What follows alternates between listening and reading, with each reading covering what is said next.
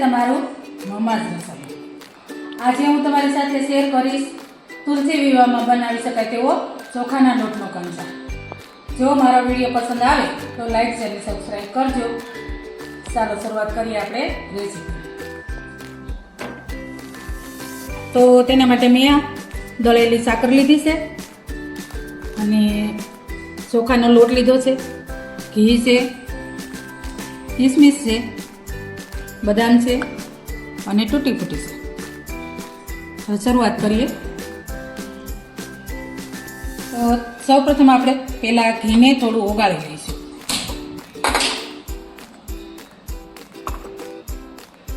ઘી ઓગળી જાય એટલી વારમાં આપણે આગળની પ્રોસેસ કરશું।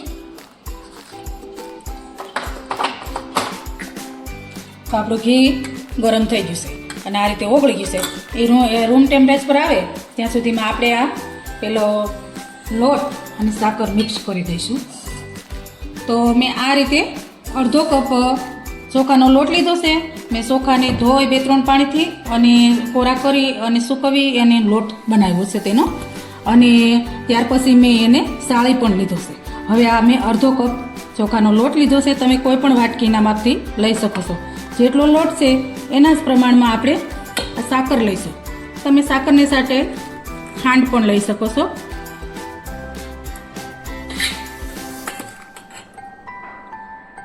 આ રીતે આપણે જેટલો લોટ છે એટલી જ સાકર લેવાની છે। આ બંને વસ્તુ આપણે હવે મિક્સ કરી દઈશું।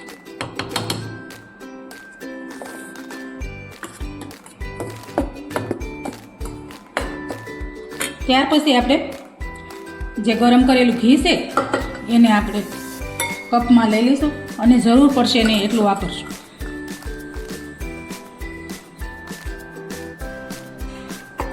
આટલું ઘી લીધું છે, આમાં જેટલું આપણે જરૂર પડશે એટલું નાખશું।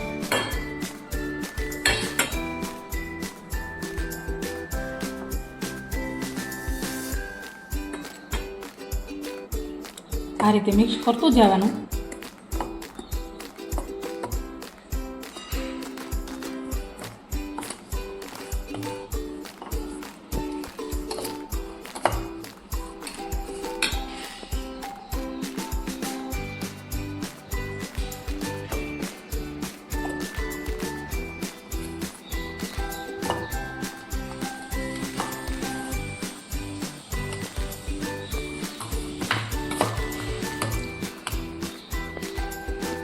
તુલસી વિવાહમાં ઠાકોરજીને ચોખાના લોટનો કંસાર તો અવશ્ય ધરવામાં આવે છે। અને હવે આપણે કોઈ પણ શુભ પ્રસંગ હોય, લગ્ન પ્રસંગ હોય તો તેમાં પણ આ ચોખાના લોટનો કંસાર ઉપયોગમાં લેવાય છે। જો તમે જોઈ શકો છો આ રીતે આપણો કંસાર બની ગયો છે। અને ઘી તો જો જેટલું નાખીએ તેટલું નખાય, અને હું થોડુંક વધારે નાખું છું જેથી કરીને આપણો કંસાર સારો બને। આ રીતે તો મારે આટલું ઘી વધ્યું છે। જો આ ઉમેરી દેવું હોય તો ઉમેરી શકાય, પણ એટલે જેટલો લોટ તેટલું જ સાકર અને એટલું જ ઘી લેવાનું છે। આ રીતે આપણું કંસાર બની ગયો છે। હવે આપણે એક ડીશમાં લઈ લઈશું।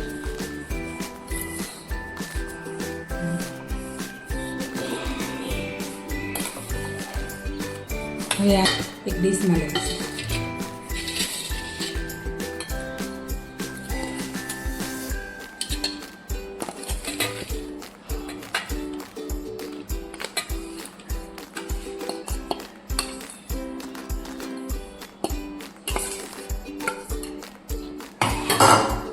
હવે તેને આ રીતે પ્રેસ આપી દઈશું અને બરાબર એને પ્રેસથી એક ધારો બનાવી લઈશું।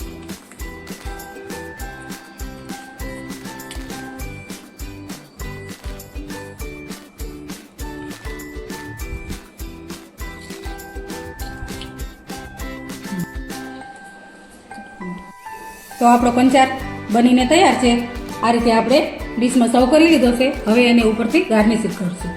તો આપણે જે ફૂટી લીધી છે અને બદામ લીધી છે, તેને આપણે સરસ રીતે ગાર્નિશિંગ કરશું. તો આ રીતે આપણે ઠાકોરજી માટે છે એટલે શ્રી લખીશું. તમે જે કંઈ તમને ગમે તેવું તમે ડેકોરેટ કરી શકો છો. હું અત્યારે શ્રી લખીશ.